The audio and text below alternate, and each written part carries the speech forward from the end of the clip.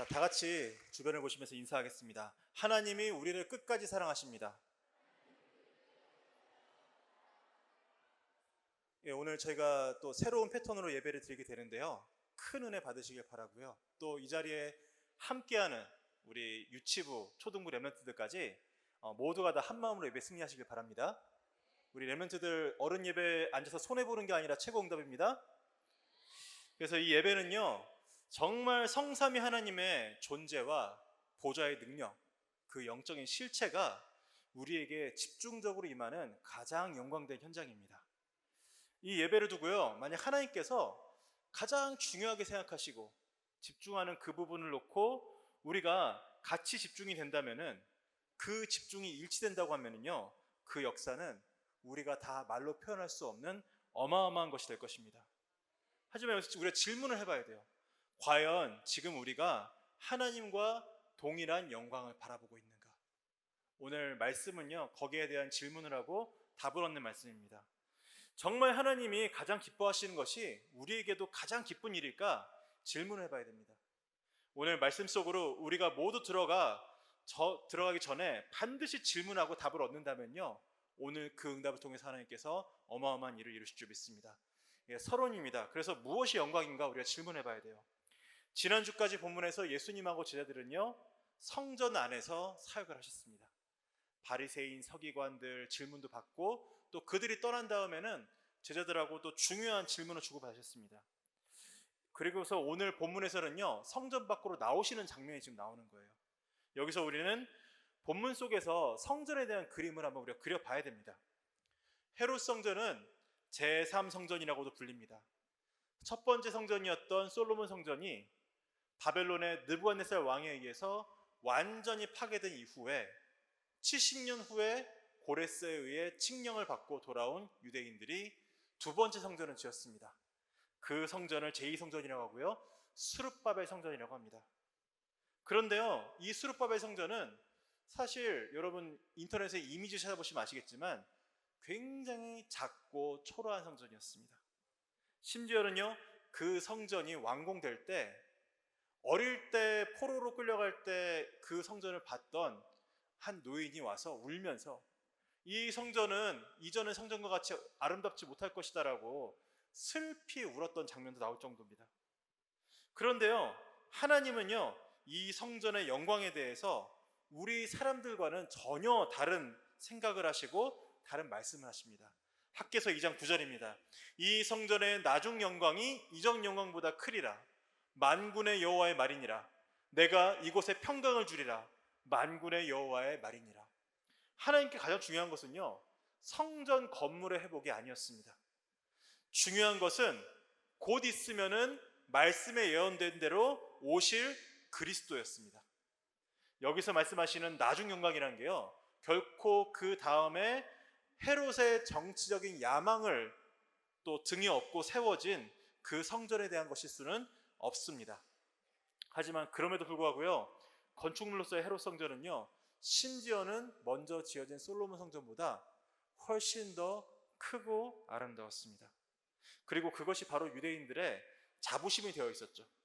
첫 번째 헤롯 성전을 자랑스러운 제자들을 우리가 볼 수 있습니다. 본문 1절을 보면요, 예수께서 성전에서 나와서 가실 때 제자들이 성전 건물들을 가리켜 보이려고 나오니, 아마 저녁 석양빛이 비춰진 하얀 대리석 성전의 자태가 굉장히 아름다웠던 순간이었던 것 같습니다.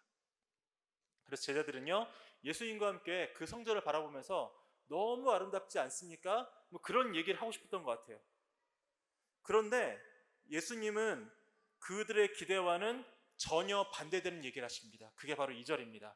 본문 2절을 보면요, 대답하여 이르시되 너희가 이 모든 것을 보지 못하느냐? 내가 진실로 너희에게 이르노니 돌 하나도 돌 위에 남지 않고 다 무너뜨려지리라. 이 아름다운 성전이 돌 위에 돌 하나 남지 않고 완전히 파괴될 것이라고 예수님 말씀하십니다. 지금 저희가 한번 상상을 해보는 거예요. 저희 성전이 굉장히 아름답고 여유가 있습니다. 그런데 이 성전이 예배가 끊어져 갖고 오랫동안 방치돼서 먼지가 쌓이고 모든 것이 다 흐트러져 있고, 그런 모습을 한번 상상해 보십시오. 심지어는 나중에 어떤 안 좋은 일이 있어서 결국은 이런저런 건설 기계들이 와서 이 건물을 허는 모습을 우리가 본다고 생각해 보세요. 그런 모습을 행복하게 바라볼 우리 교회 성도들은 아마 없을 겁니다. 그러니까 예수님께서 그런 말씀하시니까 제자들이 지금 충격을 받았어요. 근데 거기서 끝나지 않습니다. 세 번째입니다. 조용히 와서 말씀을 구합니다. 3절을 보면요, 예수께서 감람산 위에 앉으셨을 때 제자들이 조용히 와서 이르되 우리에게 이르소서 어느 때 이런 일이 있겠사오며 또 주의 임하심과 세상 끝에는 무슨 징조가 있사오리이까. 감람산에 일행이 도착하자 제자들이 예수님께 나와서 여쭙는 겁니다. 이 일이 과연 언제 나타나겠습니까? 저는 이 장면이 굉장히 중요하다고 생각합니다. 제자들은요, 예수님의 말씀에 마음이 상했어요. 그게 뭐랄까 굉장히 즐겁게 다가오는 영혼은 아니잖아요. 그런데 거기에 그치지 않고요, 예수님께 나와서 내밀하게 소통을 요청한 것입니다. 우리에게는요, 하나님의 계획과 우리가 바라는 것이 기대하는 부분이 다르다고 느낄 때를 굉장히 자주 만나게 되는 순간들이 있습니다. 하지만 그럴 때마다 우리는요, 보통 대부분의 경우요, 마음이 무거워지고 어두워져서 하나님께로부터 멀어지기가 십상입니다. 그런데 우리 여기 알아야 될 게 있습니다. 믿음과 기대는 완전히 다릅니다. 믿음은요, 하나님의 지극히 선하심을 완전히 믿고 그분을 신뢰하면서 따르는 것이고요, 기대는 뭐냐? 내가 바라는 것을 하나님께 요청하고 투영하다가 그것이 안 된다고 느꼈을 때 실망하고 떠나게 되는 것입니다. 우리가 오늘 지금 어디에 속해 있나요? 로마서 8장 28절에 말씀하신 대로 하나님께서 사랑하는 자들에게 모든 것이 합력하여 선을 이룬다고 하셨는데 과연 우리가 그것을 바라보고 있습니까? 우리가 그 하나님을 지금 이 시간 의지해야 되지 않겠습니까? 설사 우리 마음이 흔들리고 상했다 할지라도요, 그 즉시 하나님 말씀 듣기를 간청하면 됩니다. 오늘 이 예배 시간이 바로 그런 시간이에요. 그래서 우리가 그 음성을 간청하게 될 때 듣게 되는 메시지가 있습니다. 그것이 본론입니다. 그것이 바로 사랑의 메시지라고 하나님께서 말씀하고 계신 것입니다. 오늘 본문을 보면요, 살벌한 내용들이 많습니다. 이 내용들 중에 우리를 육신적으로 웃게 만들 내용은 없습니다. 하지만 과연 우리가 들어야 될 말씀이 우리가 듣기 좋은 말씀일까요? 예수님은요, 우리를 기분 좋게 하는 말씀보다 지금 훨씬 더 중요한 말씀을 하고 계시는 것입니다. 바로 곧 임할 종말과 그리고 그 속에서 벌어진 일들, 그러나 더 중요한 것은요, 그 속에서도 하나님께서 주인으로 영원히 끝까지 함께 할 것이라고 사랑의 메시지를 이루고 계신 겁니다. 오늘 우리가 기억해야 됩니다. 모든 종교들, 이단들, 사이비들은요, 이런 종말에 대한 메시지를 전하면서요, 사람들을 굉장히 두렵게 만들고요, 긴장하게 만듭니다. 그래서 애를 써서 자기 힘으로 이 상황을 이겨낸 뒤에야 상급이 올 것이라는 식으로 사람들을 끌어들입니다. 그런데요, 여러분, 솔직히 말씀드려서 결단코 이런 것이 사랑일 수는 없습니다. 하나님 말씀하십니다. 이런 일들이 있을 것이지만 두려워하지 말아라. 내가 너희와 끝까지 함께 할 것이다. 이것이 오늘 우리가 들어야 될 하나님 말씀입니다. 하나님이 이를 위해서 뭘 하셨습니까? 죄 없는 사람의 몸으로 이 땅에 오셔서 십자가에서 비참하게 능욕을 당하시고 죽으시고 부활하셔서 당신이 직접 하나님 만나는 길이 되어 주셨습니다. 그 피로 인해서 우리가 모든 죄와 저주에서 완전히 해방받게 하셨습니다. 그 십자가의 권세로 사탄의 머리를 박살내시고 우리에게 승리케 하십니다. 이 그리스도가 지금 주인으로 우리와 함께 하신다고 약속하신 것입니다. 그럼 생각해 보세요. 그 사랑이 함께하는 순간이 모두가 다 희희낙낙하고 즐거운 시간일 때 더 드러나겠습니까? 아니면 가장 어렵고 고통스러운 고난의 시간에 그 사랑이 우리에게 임할 때 우리에게 더 크게 다가오겠습니까? 오늘 그래서 하나님께서 말씀하시는 거예요. 첫 번째입니다. 미혹받지 않도록 주의하라고 하십니다. 본문 4절에서 5절을 보면요, 예수께서 대답하여 이르시되 너희가 사람의 미혹을 받지 않도록 주의하라. 많은 사람이 내 이름으로 와서 이르되 나는 그리스도라 하여 많은 사람을 미혹하리라. 예수님께서 먼저 많은 미혹의 역사들이 있을 것이며 거기에 넘어가지 말라고 하십니다. 첫 번째가 뭐냐? 사람의 미혹입니다. 우리는 대부분요, 사람에게 기대하고 의지하다가 사람에게 실망합니다. 그리고 사람에 대해서 갈등하고 사람에게 속습니다. 인생의 대부분의 문제가 사람에 대한 문제라고 해도 지나치지 않습니다. 하지만 우리가 시편 119편 105절을 보면요, 주의 말씀이 내 발의 등이요 내 길의 빛이라고 하십니다. 이걸 요즘 우리 삶에 적용한다고 하면요, 내비게이션이라고 할 수 있습니다. 언젠가 이제 아저씨들만 모인 자리가 있었어요. 그 자리가 어떤 자리인지 잘 기억은 안 납니다. 근데 거기에서요, 한 분이 그런 얘기를 하셨어요. 마누라 말과 내비게이션 말은 일단 믿어야 된다. 예, 이거는 지금 그분도 웃자고 한 얘기고요. 또 한편으로는 좀 자조적인 농담이에요. 철없이 자기 멋대로 하고 싶어하는 아저씨들, 어른이지만 어른이 못된 어른이들이 모여있다가 의미 있게 한 내용입니다. 근데요, 우리가 모르는 길을 갈 때 확실하게 믿을 수 있는 내비게이션만큼 의지가 되는 것이 또 있겠습니까? 하나님은요, 우리와 말씀으로 완전히 함께 하시고요, 그 말씀이 우리에게 절대적인 내비게이션인 줄 믿습니다. 그래서요, 말씀에 완전히 의지하는 사람은요, 결단코 사람의 말에 미혹될 일이 없습니다. 아, 당신이 생각은 그렇구나, 당신의 기분이 지금 그렇구나, 제가 존중합니다. 그러나 우리는 말씀 따라가야 됩니다. 승리할 줄 믿습니다. 두 번째입니다. 적그리스도의 미혹이 분명히 있다고 말씀하십니다. 한국은요, 30명이 넘는 그리스도가 있다고 되어 있는 나라입니다. 아마도 공식적인 얘기인 것 같아요. 근데 복음은 조금이라도 아는 성도라면요, 그런 것들에 미혹될 일이 없겠지만, 문제는 뭐냐면요, 그런 것에 미혹당할 수밖에 없는 영적 상태 또한 분명하게 존재한다는 사실입니다. 그래서 오늘 우리가 유념할 말씀이 있습니다. 사도행전 4장 12절을 보면요, 다른 이로서는 구원을 받을 수 없나니 천하 사람 중에 구원을 받을 만한 다른 이름을 우리에게 주신 일이 없음이라 하였더라. 그래서요, 우리는요, 다른 그 무엇보다도요, 우리에게 확실하게 복음이 무엇인지 일깨워주는 말씀을 붙잡고 그 말씀에 확신해야 됩니다. 그 어떤 능력과 징조가 나타난다 한들 하나님께서 우리에게 주신 이름은 2000년 전에 우리에게 오셔서 죽으시고 부활하사 성령으로 지금 함께 하시는 예수 그리스도 한 분뿐입니다. 아멘입니까? 우리가 그렇기 때문에 흔들릴 이유가 없고요, 복음 가진 자들은 전혀 어떤 일에도 갈등하거나 낙심할 일이 없다는 사실을 분명히 붙잡으시기 바랍니다. 세 번째입니다. 문제는 뭐냐면은 미혹받는 나 자신입니다. 베드로전서 5장 7절 8절을 보면요, 너의 염려를 다 주께 맡기라. 이는 그가 너희를 돌보심이라. 근신하라 깨어라. 너희 대적마귀가 우는 사자같이 두루다니며 삼킬 자를 찾나니. 그래서 뭐라고 하십니까? 문제는 속이는 자들도 적그리스도도 아니라고 하시는 거예요. 바로 문제는 거기에 속을 수밖에 없는 우리 자신들입니다. 그리고 그 통로가 하나님을 믿지 못하는 데서 오는 염려라고 말씀을 우리에게 분명히 이루고 계십니다. 너희는 염려를 다 주께 맡기라. 이유가 무엇입니까? 그분이 모든 것을 아시고 완벽하게 돌보시기 때문입니다. 그래서 우리는요, 염려하지 않도록 근실하고 깨어있기만 하면 됩니다. 어떻게 하는 것이 깨어있는 것입니까? 내가 지금 세상 끝날까지 항상 함께 하시는 주님을 완전히 믿고 신뢰하고 있는지 스스로 살피고 또 말씀으로 점검하면 됩니다. 하지만 그럼에도 불구하고요, 염려에 빠질 수밖에 없는 우리 자신의 나약함이 있기 때문에 그 나약함을 주님께 고백하면서 완전히 맡기는 것입니다. 오늘 종말까지 함께 하시는 하나님의 사랑을 힘입어서요, 완전히 나 자신을 하나님께 맡기는 여러분 되시기를 간절히 바랍니다. 두 번째입니다. 다가올 환란이 분명히 있기 때문에 두려워하지 말라고 하십니다. 6절에서 8절을 보면요, 난리 소문을 듣겠으나 너희는 삼가 두려워하지 말라. 이런 일이 있어야 하되 아직은 끝이 아니니라. 민족이 민족을, 나라가 나라를 대적하여 일어나겠고 곳곳에 기근과 지진이 있으리니 이 모든 것은 재난의 시작이니라.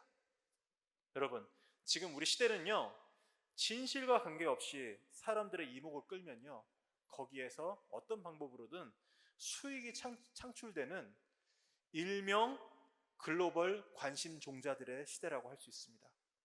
또 유튜브로 보면요, 익명으로 하고요, 심지어는 목소리마저도 AI로 다 해줘요. 자기 목소리 내세울 필요도 없어요. 그런 거를 이용해서 아무 책임 없이 그냥 아무 말이나 짓거리는 사람들이 너무나 많은 세상입니다.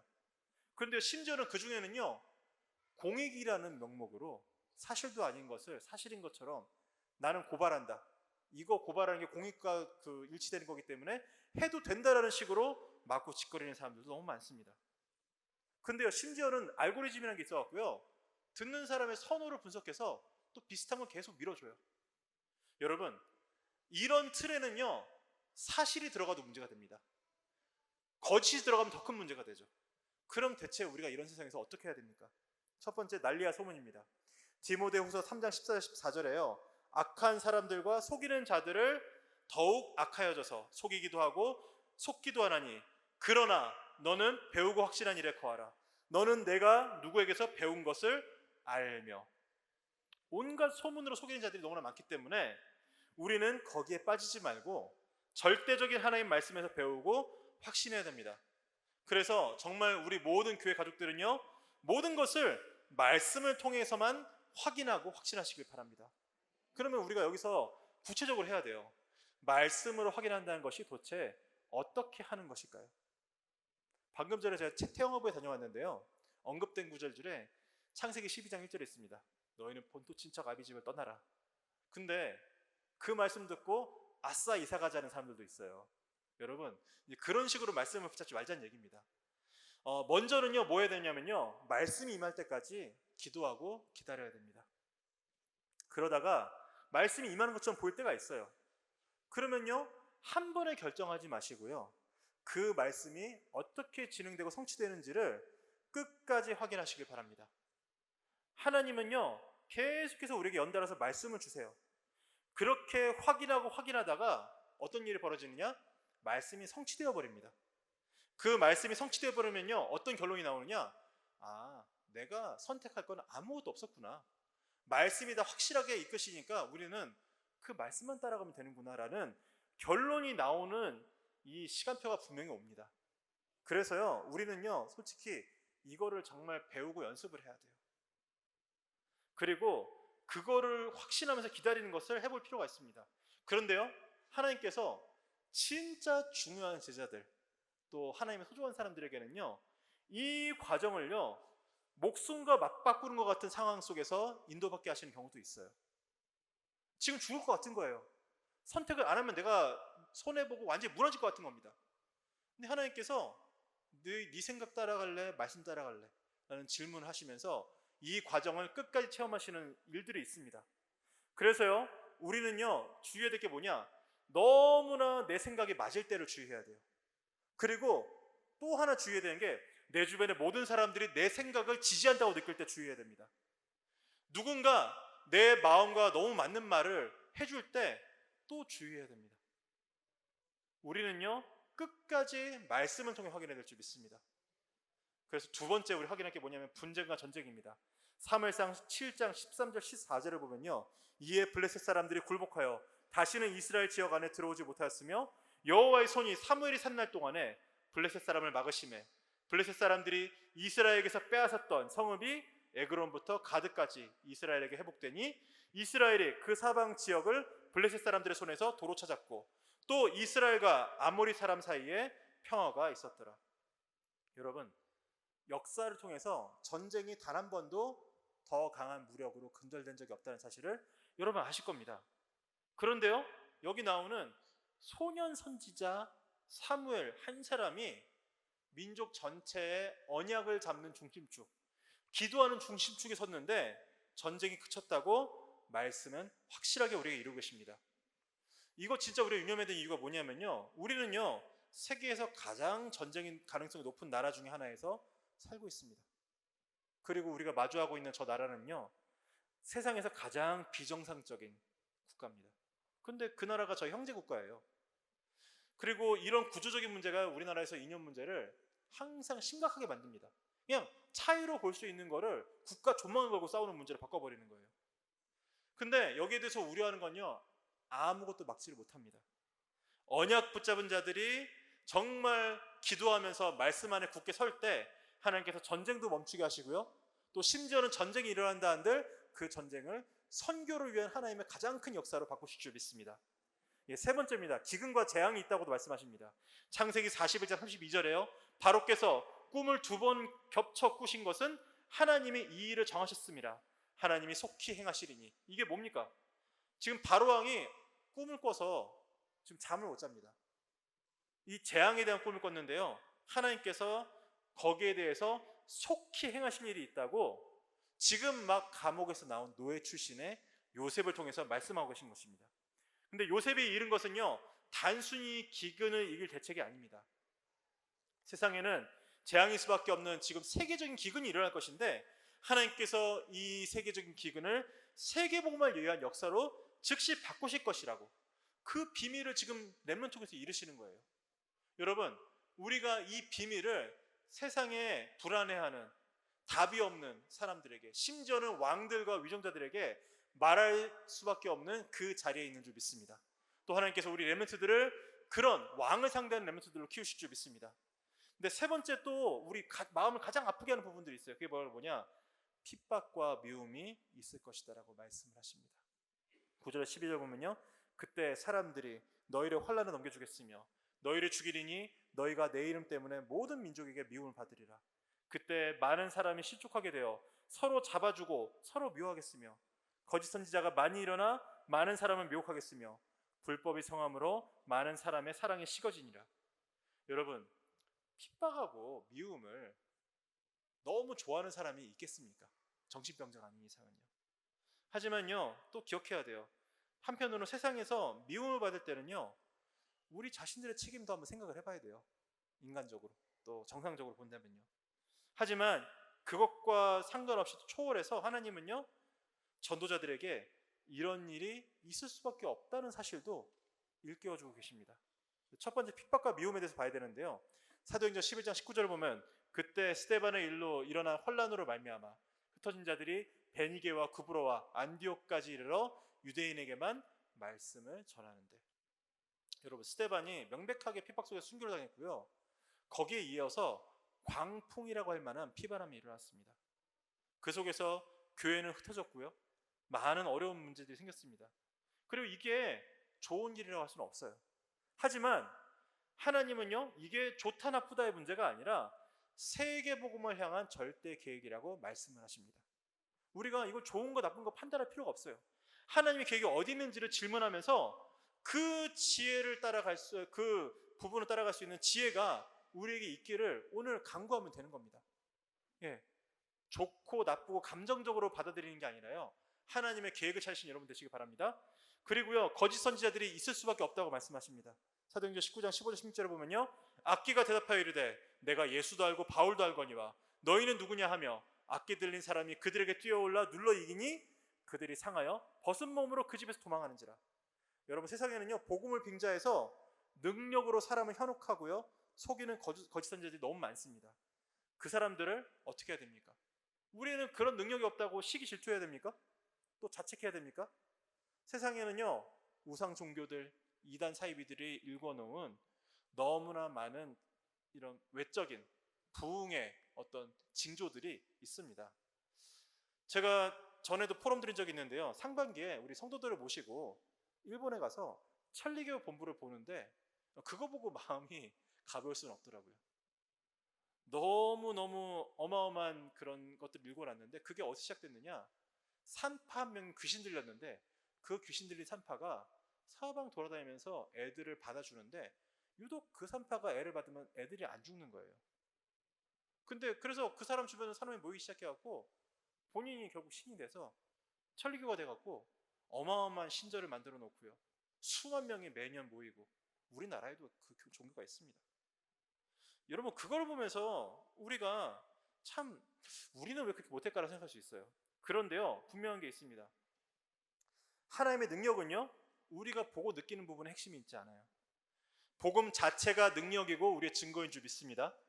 우리가 그걸 확실하게 믿지 않으면요, 무분별하게 사람들을 속이기 위해서 이런저런 육신적인 증거들을 막 갖다 던지는 사탄에게 현혹되게 돼요. 그래서 우리는요, 알아야 돼요. 그 아무리 어떤 거대한 증거들이 있다 할지라도 결국은 다 무너지고 망해버릴 것일 뿐 영원한 생명은 그 속에 없습니다. 그리고 세 번째, 우리가 꼭 우리 자신을 꼭 기억할 게 바로 불법의 성에 사랑에 식어버린다는 사실입니다. 요한복음 3장 10절 보면요, 하나님이 세상을 이처럼 사랑하사 독생자를 주셨으니 이는 그를 믿는 자마다 멸망하지 않고 영생을 얻게 하려 하심이라. 여러분, 결국 모든 거짓 우상 종교와 이런 이단의 역사들은요, 하나님과 반대되는 불법을 유발합니다. 여기서 불법이란 건요, 세속법에 저촉된다는 게 아니에요. 하나님의 법을 반대한다는 것입니다. 그리고요, 그 불법은 전부 다 뭐를 향해서 가느냐? 사람들의 마음속에 남겨진 하나님의 사랑을 마지막 먼지 한 톨까지 날려버리려는 기세로 몰려옵니다. 하지만 하나님의 사랑이 그런 것에 사라져 버리겠습니까? 하나님 사랑은요, 우리에게 느껴지는 감정이나 분위기 같은 것이 아닙니다. 하나님의 사랑은 곧 예수 그리스도이고요, 그 예수 그리스도가 알파와 오메가, 우리의 시작과 끝이라고 말씀하십니다. 그래서 우리가 주의할 것은요, 우리 안에 예수 그리스도의 사랑이 넘쳐나야 되는데 다른 것이 너무 충만해서 그 사랑이 우리 안에서 좀 식어버리고요, 우리가 느끼기에 빛이 잃어버릴 수도 있다는 사실입니다. 그래서 로마서 8장 2절에 나온 그리스도 예수 안에 있는 생명의 성령의 법이 우리를 모든 죄와 사망의 법에서 완전히 해방하기까지 오직 복음 속으로만 들어가는 우리 귀한 교회 가족들 되시기를 간절히 기도합니다. 결론입니다. 그래서 오늘 메시지는 계속 뭐를 말씀하시냐면요, 예수 그리스도께서 종말까지 사랑으로 우리 함께 하신다고 하십니다. 13절 14절을 보면요, 그러나 끝까지 견디는 자는 구원을 얻으리라. 이 천국 복음이 모든 민족에게 증언되기 위하여 온 세상에 전파되리니 그제야 끝이 오리라. 여러분, 이 본문 마지막에 예수님께서 저희들에게 끝까지 견딜 것과 끝에 있을 종말에 대해서 이루고 계신데요, 이거에 대해서도 사실은요, 우리가 잘못하면 종교생활에 빠져요. 그래서 여기서도 우린 끝까지 지난주 강단에도 이뤄진 것 같이 생명 없는 종교생활을 완전히 떠나서 한 발짝 더 복음 속으로 들어가야 됩니다. 그걸 확인할 수 있는 것이 빌립보서 2장 12절 13절입니다. 그러므로 나의 사랑하는 자들아, 너희가 나 있을 때뿐 아니라 더욱 지금 나 없을 때에도 항상 복종하여 두렵고 떨림으로 너희 구원을 이루라. 이게 12절인데 13절에 뭐라고 하십니까? 너희 안에서 행하시는 이는 하나님이시니 자기의 기쁘신 뜻을 위하여 너희에게 소원을 두고 행하게 하시나니. 여러분, 여기 12절과 13절이 논리적으로 보면은 완전히 상반되는 말씀을 하고 계세요.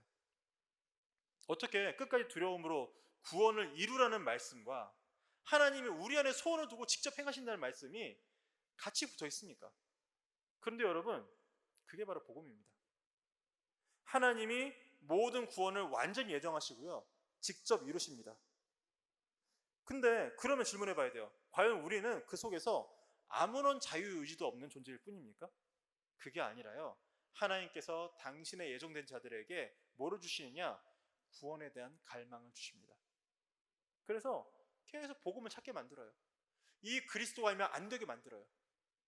다른 것이 더 들어오려고 하면은 이 그리스도 외엔 중요한 게 없다라고 결론을 내도록 하나님께서 이끄십니다.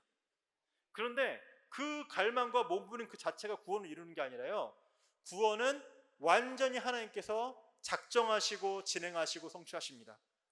그래서요, 절대 불가능과 절대 가능이 두 가지가 내 안에서 동시에 성취되는 것이 바로 복음입니다.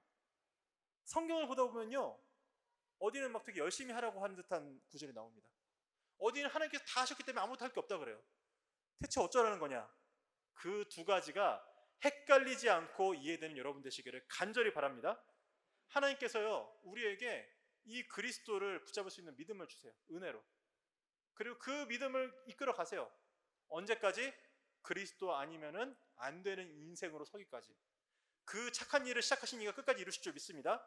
마태복음 28장 20절을 보면요, 하늘과 땅의 모든 것을 가신 예수 그리스도께서 세상 끝날까지 우리와 항상 함께 할 것이라 말씀하십니다. 이게 우리 인생이 이 땅을 살아가야 될 삶의 이유이자 근거입니다. 다른 게 근거가 될 수는 없어요. 마가복음 10장 20절 보면 비슷한 말씀이 있는데요, 천하 만민에게 복음을 전하며 병든 자들을 치유하는 여정을 가는데 그 모든 역사에 보좌의 주님이 능력으로 함께 하신다고 하십니다. 하나님께서 계속 반복해서 말씀하시는 거예요. 내가 너와 함께 하겠다. 내가 너에게 직접 역사하겠다. 그러면서 요한복음 21장 22절을 보면요, 찔리는 말씀이 나와요. 예수께서 이르시되 내가 올 때까지 그를 머물게 하고자 할지라도 내게 무슨 상관이냐? 너는 나를 따르라 하시더라. 이게 지금 뭐냐면요, 예수님을 3번 부인하고 지금 굉장히 예수님 앞에 죄송한 입장인 베드로가 내 어린 양을 먹이라, 내 어린 양을 치라, 내 어린 양을 먹이라 3번 말씀 듣고 난 다음에도요, 그거를요 베드로에게 굳이 따로 모든 제들이 있는데 직접 이루셨어요. 그런데도 베드로는요, 마음이 편치가 않은 거예요. 그래서 뭐라고 합니까? 늘 예수님 품에 안겨있던 그 막내 사도 요한, 예수님 저 사람은 어떻게 됩니까?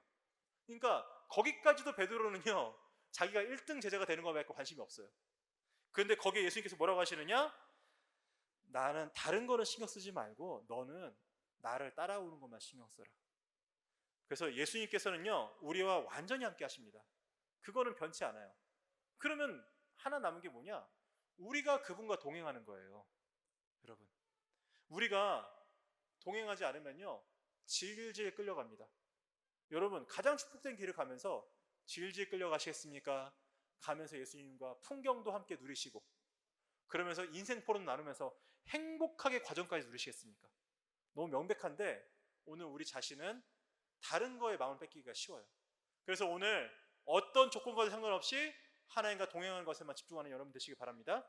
마지막으로 너무 잘 아는 사도행전 1장 8절, 오직 성령이 너희에게 마시면 너희가 권능을 받고 예루살렘과 온 유대와 사마리아와 땅끝까지 이르러 내 증인이 되리라 하시니라. 그분이 함께 하시고 충만하신 그 길 가운데 우리를 땅끝까지 증인되는 인생으로 하나님께서 이끌어 가세요. 그것이 바로 복음입니다. 우리는요 거기에 완전히 붙잡힌 자입니다. 그래서요 종말까지 함께 하시는 하나님의 사랑이 이 세상의 모든 환난과 핍박보다 크게 누려지는 한 주간 되시기를 간절히 기도합니다. 저는 하나님께 주신 말씀을 일주일 내내 묵상하다가 이렇게 전달할 뿐입니다. 하나님께서 이 말씀을 온전히 이루시고 성취하실 줄 믿습니다. 그래서 오늘 그 말씀을 묵상할 수 있는 찬양 가져왔습니다. 내가 너와 함께하리라. 지금까지 지나온 나날을 찬양하시면서 우리 말씀을 맺겠습니다.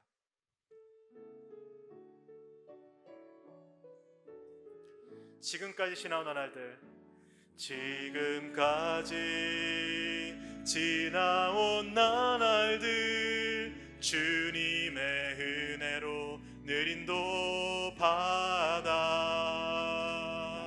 수 없는 좌절과 문제 속에서 주님의 선한 계획 날 이끄시네. 신실하신 예수님 내게 말씀하시네. 내가 너와 함께하리라. 강하고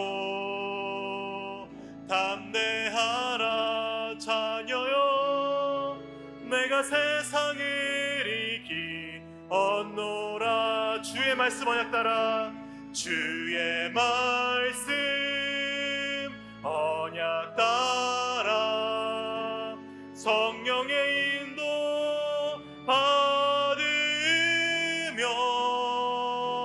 주의 말씀 순종하여 믿음으로 이 세상